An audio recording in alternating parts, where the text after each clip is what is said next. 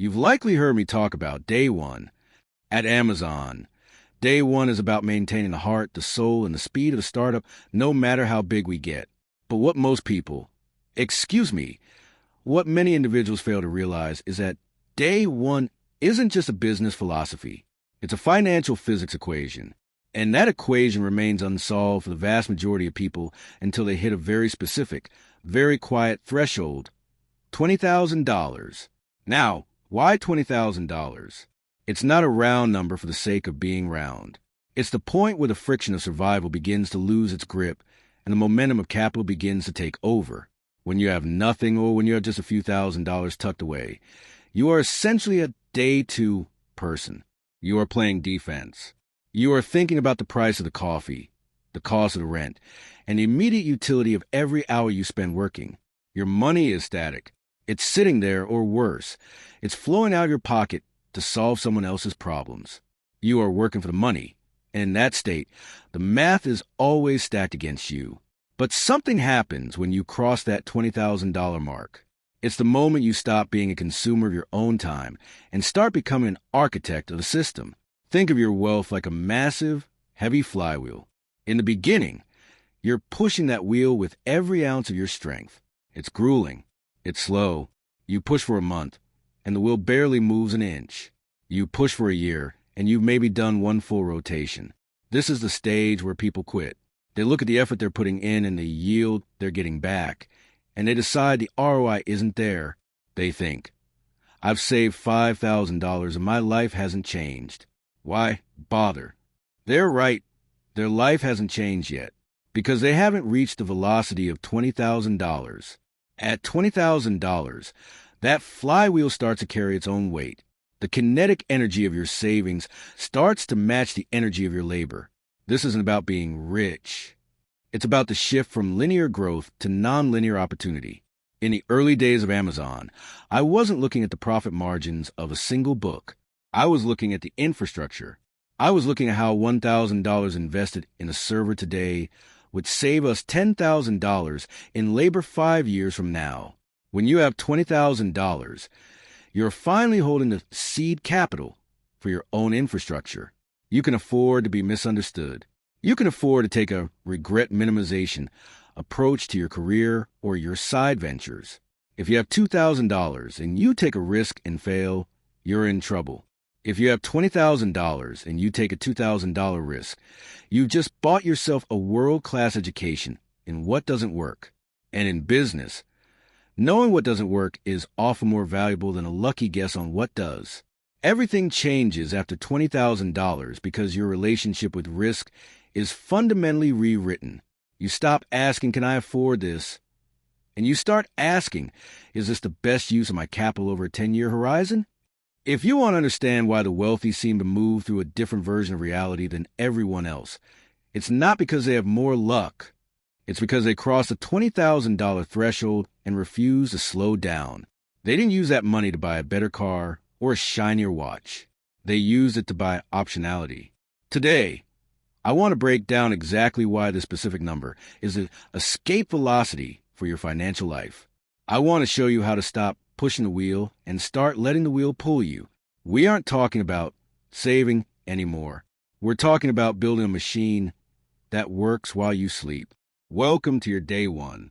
Let's look at the mechanics of the first $20,000. When we started Amazon, I was obsessed with the quarterly earnings of 1994 or 1995. I was obsessed with the flywheel. In business, a flywheel is a massive metal disc that takes an enormous amount of effort to get moving, but once it reaches a certain RPM, its own momentum begins to do the work for you. Your first $20,000 is exactly that, the moment the metal begins to hum. Why is this number the great filter? Because up until $20,000, you're essentially a linear operator. If you work an hour, you get paid for an hour. If you save $1, you have $1. It is a 1-to-1 ratio. This is a dangerous place to stay because you are one day to event away from zero. A medical bill, a car transmission, a sudden layoff. These are the frictions that stop a small wheel from spinning. But at $20,000, you have built enough mass to withstand the friction. You have transitioned from saving for a rainy day to investing in a sunny decade. Let's talk about optionality. Most people, and I use that term to describe those stuck in a day two mindset, view $20,000 as a pile of stuff. They see a down payment on a car they don't need or a series of vacations that provide temporary dopamine. But a builder sees $20,000 as time and silence. When you have $20,000 in liquid capital, you have gained the rarest commodity on earth, the ability to say no. You can say no to a toxic boss who devalues your talent. You can say no to a safe career path that is actually a slow-motion dead end. You can say no to short-term thinking. At Amazon, we took every cent of our early cash flow and plowed it back into the infrastructure, the warehouses, the servers, the logistics. We could have shown a profit much earlier, but that would have been a day two move. We chose to be stubborn on the vision, but flexible on the details. When you hit $20,000, you are finally in a position to be stubborn on your own vision. You aren't just surviving. You are building your own personal logistics network for success. I often talk about the Regret Minimization Framework. I picture myself at 80 years old, looking back on my life. I knew that at 80, I wouldn't regret having tried to start this internet bookstore and failing. I would, however, regret never having tried at all. But here is the catch. It is much easier to minimize regret when you have a $20,000 cushion. If you have $0, your risk isn't an intellectual exercise. It's a threat to your food and shelter. But once you have that $20,000 base, the risk of starting a business or learning a high-leverage skill becomes a calculated bet. If you spend $5,000 of that money on a venture that fails, you still have $15,000. You are still standing. You still have the day one spirit intact. You have traded capital for data. And in the information age, data is the highest returning asset in existence. This is why everything changes at this number. You stop fearing the downside because your floor has been raised. You start looking at the upside because you finally have the fuel to reach it. There is a psychological trap that occurs between $5,000 and $15,000. This is where most people get comfortable. They see the comma in their bank account and they relax. They start to upgrade their lifestyle to match their temporary success. This is a fatal error. In the early days of Amazon, my desk was a wooden door I bought at a hardware store and some 4x4 posts. We had millions in venture capital, but we used door desks because we wanted to spend our money on things that mattered to customers, not on expensive office furniture. If you reach $15,000 and decide you deserve a luxury, you have killed your flywheel before it reached escape velocity. You have traded your future sovereignty for a present-day trinket. The $20,000 mark is the proof of concept. It proves you have the discipline to delay gratification. It proves you understand the difference between an asset, something that puts money into your pocket, and a liability, something that takes money out of your pocket. Finally, understand that the first $20,000 is the hardest because you're doing it with unskilled capital. You are likely saving from a salary or a small trade. But the next $20,000 is easier because the version of you that was capable of saving the first $20,000 is a much more capable, disciplined, and strategic person than the one who started with zero. You have developed the day one habits. You have learned to ignore the noise. You have learned to look at the world through the lens of long-term value. When people ask me why Amazon succeeded where others failed, I tell them it's because we were willing to be misunderstood for long periods of time. To save $20,000 in a world screaming at you to spend it, you must be willing to be misunderstood. You must be willing to look poor to your friends so that you can become free to yourself. Once you cross that threshold, you aren't just playing a different game. You're playing on a different board entirely. If you follow me this far, you realize that $20,000 isn't a destination. It's a launch pad. But here's a reality that many find difficult to hear. The launch pad is fragile. In the early days of Amazon, we had plenty of opportunities to pivot towards short-term profits. We could have raised prices. We could have skimped on customer service to save a few dollars. But we didn't. We were customer-obsessed, not competitor-obsessed. When you reach that $20,000 mark, you must become future self-obsessed. The advice I give anyone who has finally broken through that first ceiling is simple. Do not change your overhead. The biggest mistake I see in business and in personal finance is what we call lifestyle creep. It's the tendency for your expenses to rise at the exact same rate as your capital. If you do this, you are effectively standing still. You are running on a treadmill that is speeding up, but you aren't moving an inch forward. At Amazon, we kept our frugal roots long after we became a billion-dollar company. Why? Because every dollar we didn't spend on luxury was a dollar we did spend on innovation. When you have $20,000, the world will try to convince you that you've arrived. Your friends will buy new cars. Your social media feed will show you people living their best lives on credit. You must have the day one discipline to ignore them.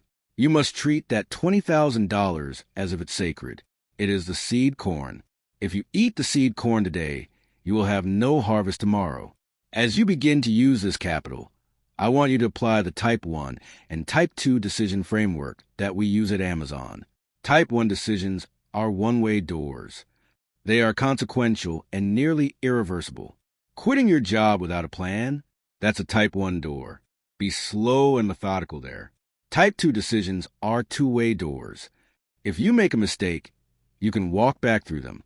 Spending $1,000 on a new skill or a small experiment, that's a Type 2 door. With $20,000, you finally have the luxury of walking through dozens of Type 2 doors. You can experiment, you can fail, you can learn, but you must never, ever gamble your entire $20,000 on a single Type 1 door. The goal is to stay in the game long enough for the math of compounding to become inevitable. Success requires a certain amount of wandering. You have to be willing to try things that don't have a guaranteed ROI on day one. But you can only wander if you aren't worried about where your next meal is coming from. That is what $20,000 buys you. It buys you the right to wander. It buys you the right to be curious. I want you to look at your bank account not as a collection of currency, but as a collection of hours of freedom. How many months of wandering does $20,000 buy you? If your expenses are $2,000 a month, you've just bought yourself 10 months of pure, unadulterated creative freedom. 10 months to build something that could change the trajectory of your family's life forever. Most people never get 10 days of that kind of freedom. They are locked into the day two cycle of immediate necessity. By reaching $20,000, you have broken the chains. My final piece of advice is to change your time horizon. Most people overestimate what they can do in 1 year and underestimate what they can do in 10. If you take that $20,000 and you stay disciplined, if you keep adding to the flywheel and you keep reinvesting in your own infrastructure, you won't just be comfortable. You will be unstoppable. The difference between a small bookstore and a global infrastructure company wasn't a secret formula. It was a relentless, obsessive focus on the long term. It was a willingness to plant seeds today that wouldn't bear fruit for 7 years. You have the seeds now. You have the $20,000. Now, you have to decide, are you going to be a consumer or are you going to be an architect? Are you going to succumb to the day two stagnation? Or are you going to keep the day one spirit alive until your flywheel is spinning so fast that nothing can stop it? The choice is yours. But remember, everything changes after $20,000, but only if you change first. Building wealth isn't a sprint. It's a series of high judgment decisions made over a long period of time. If you found value in this day one approach to your finances, then you're exactly the kind of builder we want in this community. Hit the subscribe button to join us as we deconstruct the mindsets of the world's most successful architects of wealth. Drop a comment below. What is your day one goal for this year? And if this video gave you a new perspective on your first $20,000, give it a like. Keep building. We'll see you in the next one.